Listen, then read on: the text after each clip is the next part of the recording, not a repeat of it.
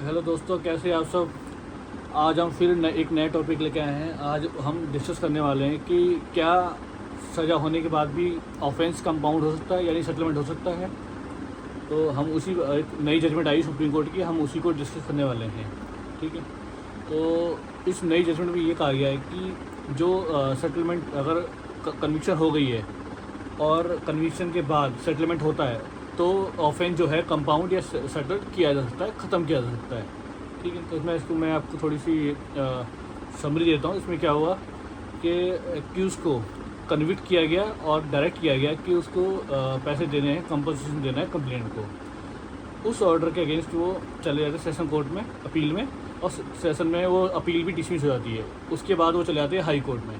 High court में revision file करते हैं, वो भी डिसमिस होता है, उनको कस्टडी में लिया जाता है with in 2 days of the day in which the accused was taken into custody।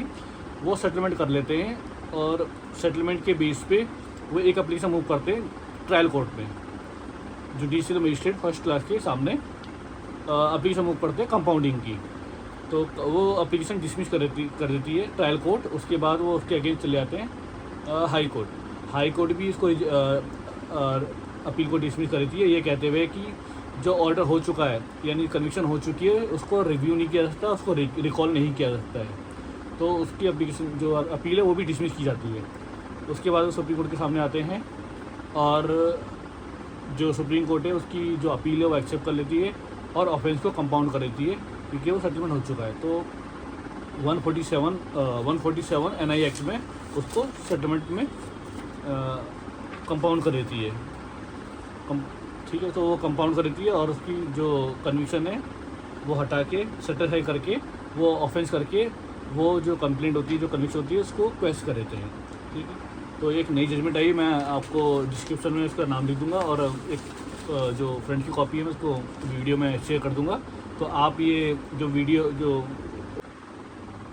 तो इसमें ये हुआ है कि एक नई अपॉर्चुनिटी आई है 21 को कि अगर कन्विक्शन होगी और कन्विक्शन होने के बाद अगर वो मैटर सेटल कर लेते हैं तो वो कंपाउंड हो सकता है। पहले ये नहीं हो सकता था, पहले एक बार ऑर्डर होने के बाद तो आप कंपाउंड नहीं कर सकते थे, वो ऑर्डर को ही कंप्लाई करना होता था।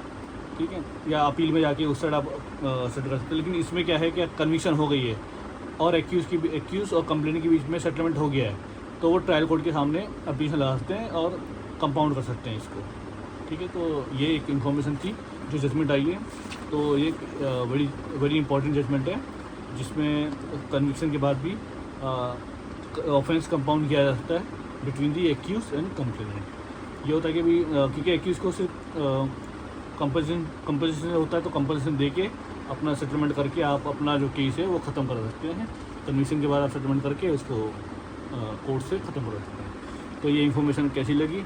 अगर ये इन्फॉर्मेशन आपको इन्फॉर्मेटिव लगी हो और यूज़फुल लगी हो तो मेरे चैनल को सब्सक्राइब करना, और मैं आपको ये शेयर करूँगा कॉपी की जजमेंट की। तो आप बताना कि ये इन्फॉर्मेशन कैसी है। तो अब हम मिलते हैं आपको नेक्स्ट वीडियो में। ठीक है। तो ओके।